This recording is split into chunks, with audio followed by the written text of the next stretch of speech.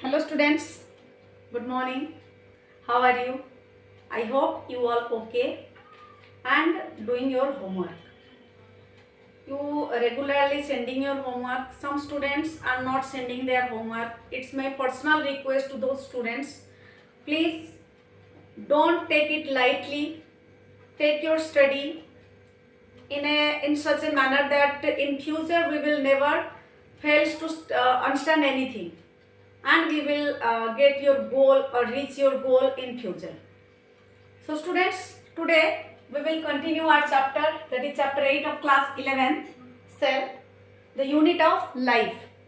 In my last class, I have told you about the different cell organelles in which we will see the endomembrane system, then we'll see mitochondria, Golgi bodies, endoplasmic reticulum, their location, their function, how they help us to the cell for doing various activities. Today we will study our last topic of this chapter, that is nucleus.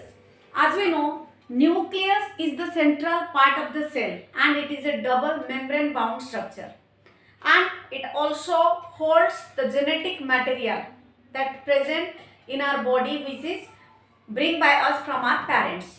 So how this nucleus arranged inside a cell and what are its other organelles that are present in the nucleus? Who discovered nucleus? What is it look like? Let's understand it in detail.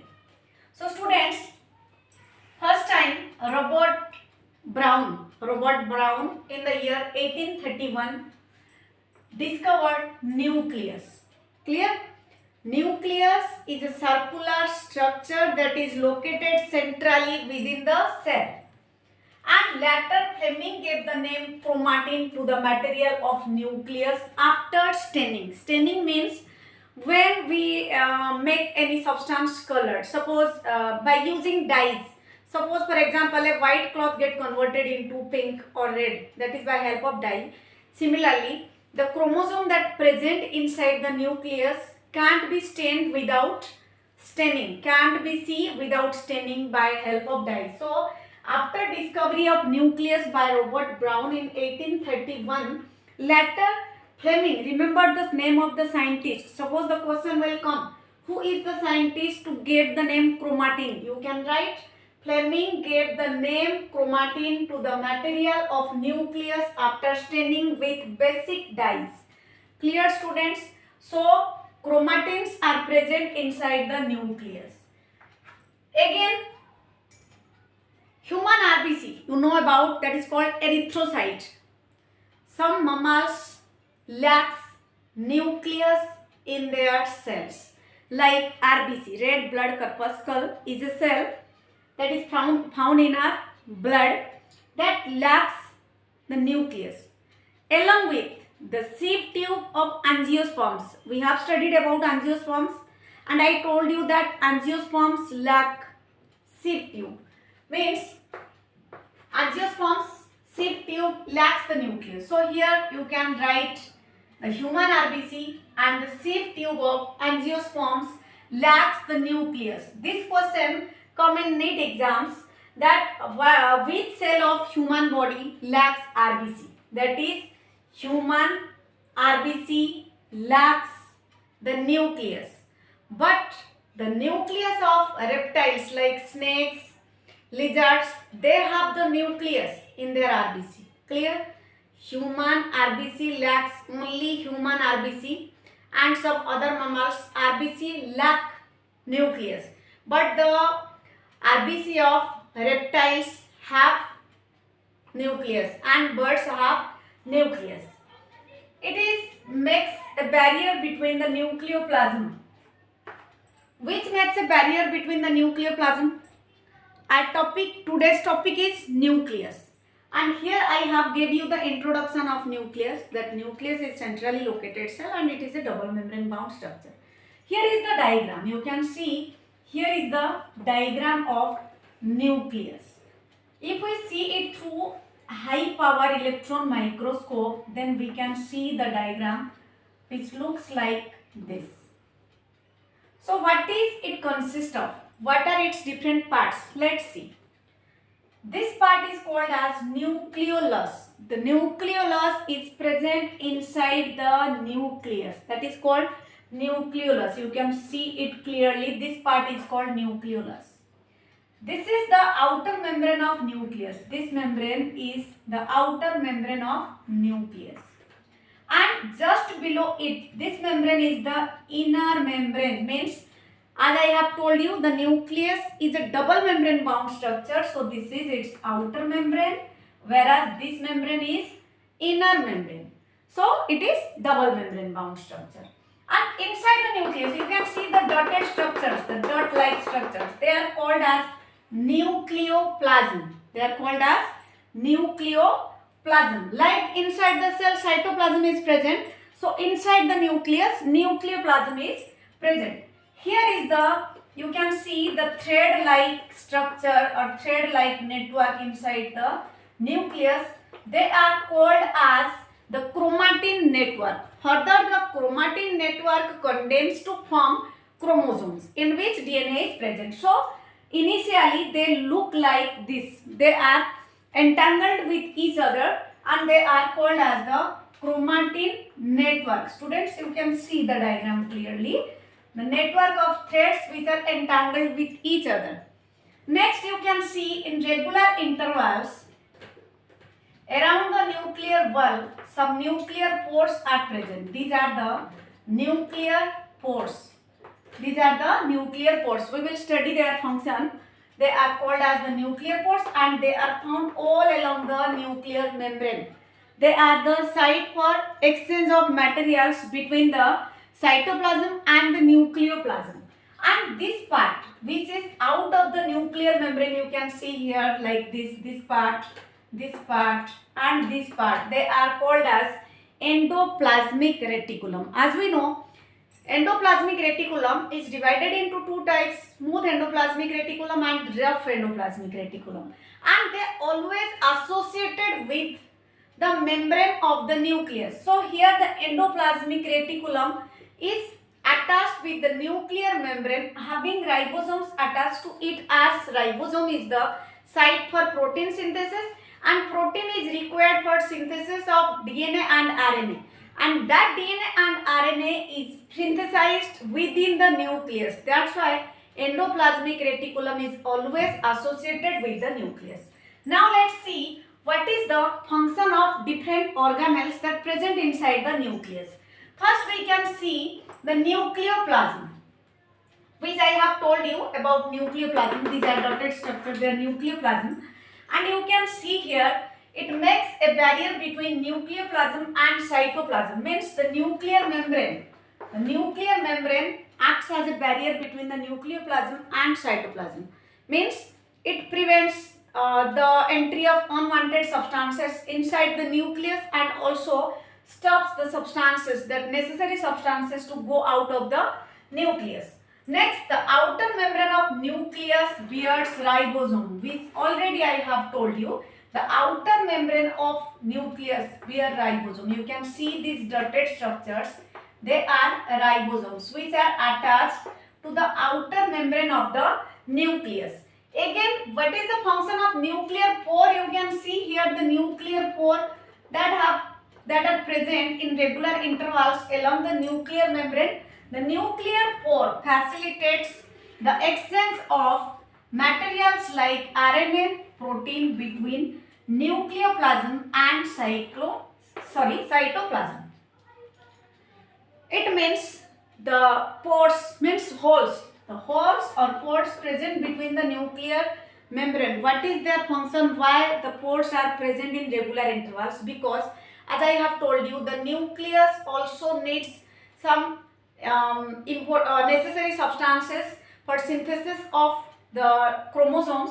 That's why there are some exchange of materials takes place between the nucleoplasm and the cell cytoplasm. So which materials are exchanged? They are RNA and protein. Remember, RNA and protein are exchanged through the nuclear pore from nucleoplasm to cytoplasm. Again, nucleoli lacks a boundary membrane. We can see here the nucleoli nucleoli, that is lacks a boundary membrane, means the nucleus has membrane, clear, but the nucleoli, that is lacks a boundary membrane, clear, and it acts as active site for synthesis of ribosomal RNA. I have told you about ribosomal RNA. Ribosomal RNA makes mRNA which goes through translation. I have told you that transcription is the process of conversion of DNA into RNA. Translation is the process of conversion of RNA into protein. So here the ribosomal RNA means mRNA, formation of mRNA on which the protein synthesis occurs. So you can say that nucleoli lacks a boundary membrane, but it acts as the active site for synthesis of ribosomal RNA or mRNA, which gives the site for protein synthesis in the process of translation. Clear, students? So they are the different parts of the nucleus. Next is your chromatin network. As I have showed through diagram here, they are the chromatin networks. Chromatins are further condensed from chromosomes. You know that inside nucleus chromosome is present. Chromosome carries DNA. DNA carries gene. Gene carries alleles. So how these chromosomes are made or formed, and what are the different parts of a chromosome? So chromatin network, it contains DNA, some basic proteins called histone proteins, non-histone proteins, and RNA. Clear? So what is histone protein and what is non-histone protein? Let's understand.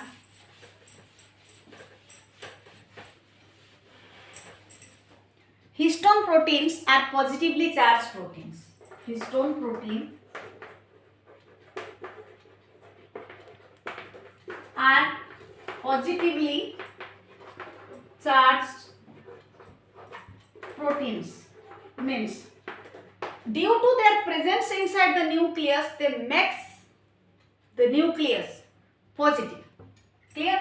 Or protein positive. Histone proteins are positively charged as they contain the amino acid residue,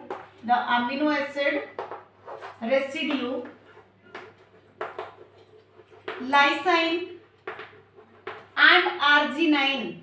Remember, students, the name. One is lysine and another is arginine, which is positively charged.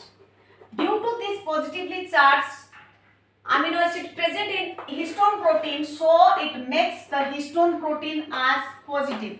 So here I have told you that the chromatin network, it contains DNA, as we know, inside the chromosome. Chromatin means which further converted into chromosome, contains DNA.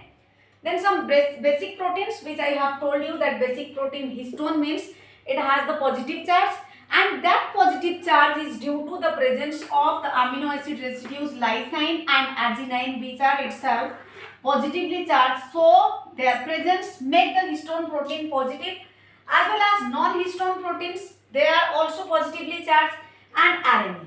Before cell division, chromatins condensed. Initially, I explained you that before the cell division, the chromatin threads are condensed, means they come close together, means if you see inside the cell, then the nuclear membrane disappears and the chromatin threads that you see entangled here are condensed. They are look like this.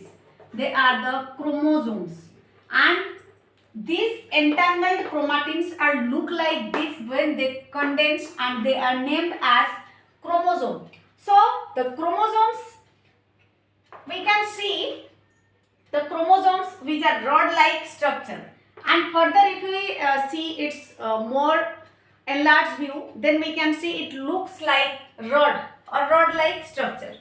Each chromosome has a primary constriction or chromosome or centromere, or a non-stained region holds the chromatids together.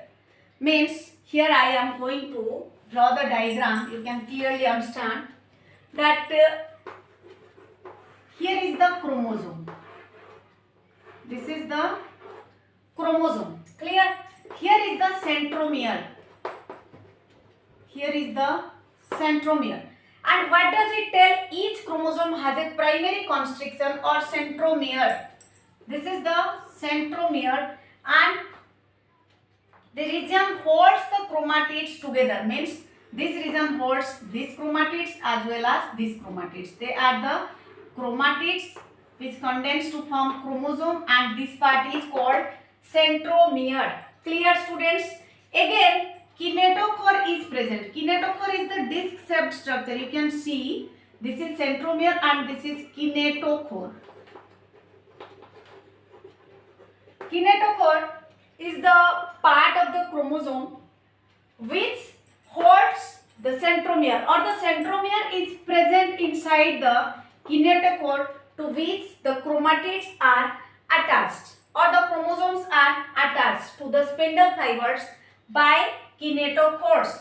So during its division, you can see half of the chromosome moves one side and half of the chromosome moves another side.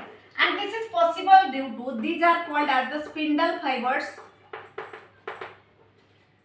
and it splits from the kinetochore region, means from the centromere, that half chromosome goes towards this side and half towards this side during gamete formation. In case of diploid organisms, means half of the chromosome goes to their daughter cells or to their gametes. So on this basis, the chromosomes are of different types. Clear? It is of 4 types, means how they are arranged in the centromere. So they are of 4 types. 4 types of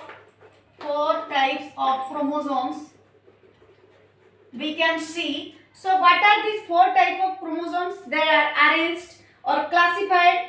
They are as metacentric, then your submetacentric,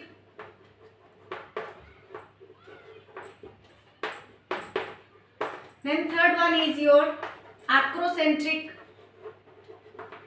and fourth one is your telocentric. So chromosomes are divided into 4 different types. They are as metacentric, submetacentric and telocentric. So how are they arranged and which parts look like?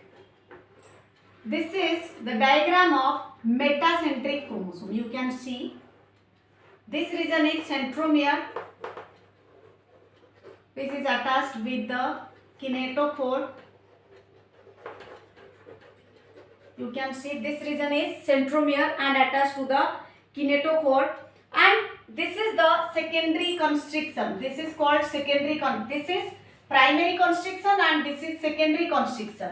On the basis of primary constriction, we can say the 2 chromosomes are equal distance from the centromere. Means this covers the equal distance, means they are same in the size. So this type of arrangement of chromosome is called as your metacentric chromosome. So how can we define the metacentric? Has the middle centromere forming 2 equal arms of the chromosome. So we can say that they are the arms. This is also arms. So this represents metacentric. If we see the submetacentric chromosome, then how this looks like? You can see the submetacentric is look like. Can you differentiate? This arm is short and this arm is long. This arm is short and this arm is long and lacks secondary constriction. So this is short arm and this is long arm and this is centromere, through which they will get divided in future. So this type of arrangement of arms are called as submetacentric, means the centromere forming 2 equal arms of the chromosome, and the above looks short and the below looks long. So this type of arrangement is called your submetacentric. Next one is your acrocentric. How do we define an acrocentric? Acrocentric means the centromere is situated to the centromere is situated to one of its arms. Means this is look like, you can see this is very small and this portion is, this arm is so long. This is this is centromere which attached to the kinetochore. So this type of arrangement is called as acrocentric. Clear, students? So here one is long arm, this arm is long, here this is long, this is short. Clear? So this type of arrangement is called acrocentric. Then your telocentric. In telocentric, what happens? The one arm is completely reduced and another arm is, which is very long, and one arm is reduced like this. This is telocentric chromosome. You can see this is look like, this is the centromere, and from the centromere there is a very short arm and a long arm. This is known as the telocentric. So this whole type of chromosomes we can see that metacentric, submetacentric, acrocentric and telocentric. Next is our microbodies. What do you mean by microbodies? Microbody means they are the vesicles or tubules. They are the vesicles or tubules that present inside the cell. Vesicles or tubules present inside the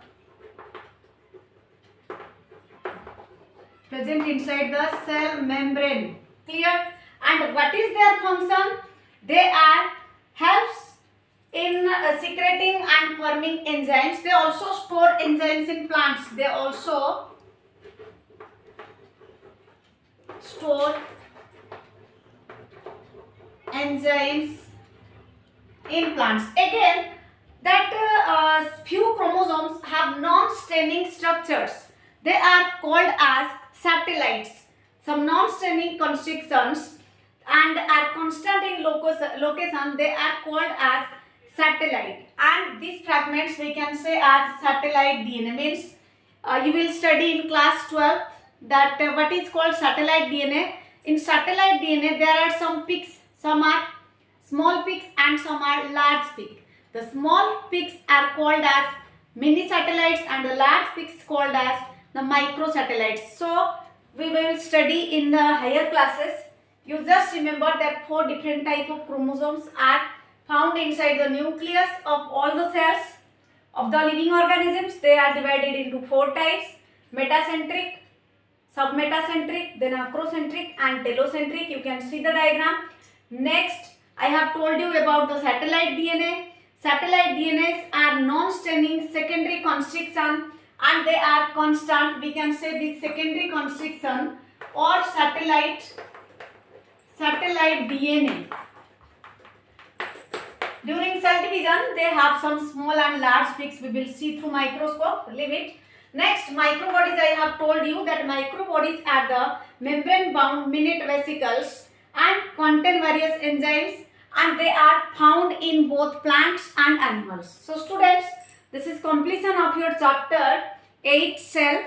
In our next class, we will study about the next chapter.